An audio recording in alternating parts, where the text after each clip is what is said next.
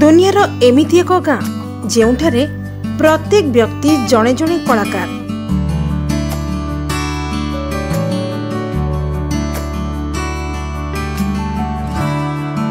प्रत्येक घर बाहर कांथरे देखा जाए चित्र। केही केही सुनिले मात्रे कहते ए होछि अद्भुत गाँ। ओडिशार ए गाँटी आश्चर्यजनक।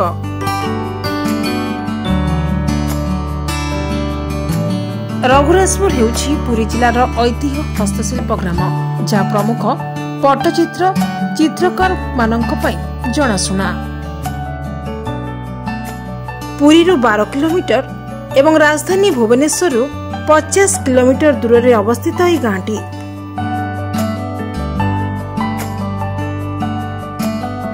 हजार वर्षरू अधिक पुराना ऐतिह्य को बहन करुछि गाँटी। ओडिशार पारंपरिक कला पट्टचित्र मुख्यतः एक स्वतंत्र स्थान लाभ करिछि। ए चित्र गुड़िक प्रायतः पौराणिक कहानी गुड़िक चित्रण करिथाए। मुख्यतः प्रभु जगन्नाथ, राधा एवं कृष्णଙ୍କ उपरे केंद्रित होइथाए। एहा जे केवल कला ता नुहे, एहा आध्यात्मिक उपरे परिवेशित।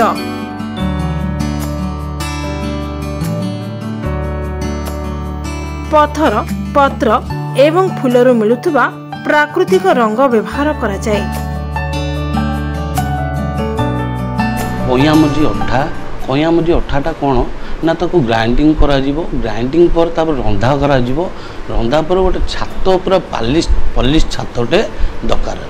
पॉलिश छातर गोटे गोटे स्टेप रे से पोड़ाब। अठाटा कया अठा मझीटा जो अठा हेतिबो माने रंधा हेकी सेटा गोलिया जीवो। गोलिया जाके तो गोटे गोटे कर पेस्ट करा जीवो। पेस्ट करा जो शंख पाउडर फेणी अठाटा पकई जो व्हाइट शंख माने शंख पाउडरटा ग्राइंडिंग करा जाए। ग्राइंडिंग करा पूरा बॉयलटा पूरा करा जाउछि। बॉयलटा करी अठा दे पेस्ट करा जाउछि। पेस्ट करिया भितर ये गोटे कैनभास होउछि।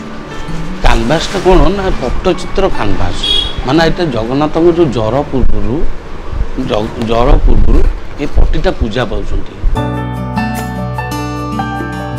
भारत सरकार 2004 मसीह ए गाँ को शिल्पी ग्रामर मान्यता देइथिले।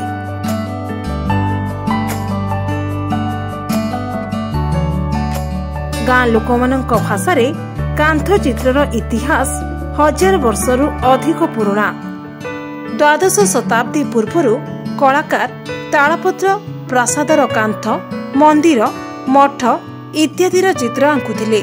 सेबेठारू ए कला पीढ़ी पर पीढ़ी चली आसीछि।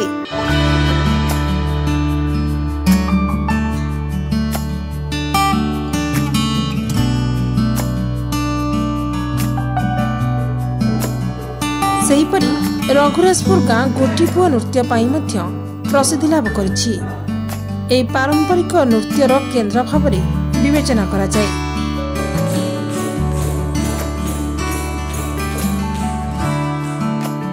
गोटी अर्थात एकला पुआ। गोटी पुआ हेउछि एक नृत्य जहाँ छोट पुआ माने महिला पोशाक पिंधि परिवेषण करिथांती।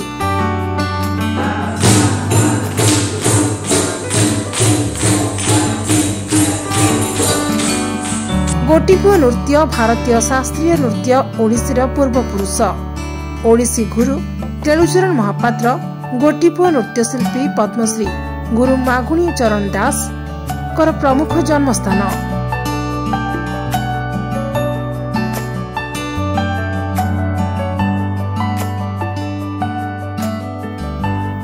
पुरी जिलार रघुराजपुर पट्टचित्र पाई प्रसिद्धि लाभ करिछि।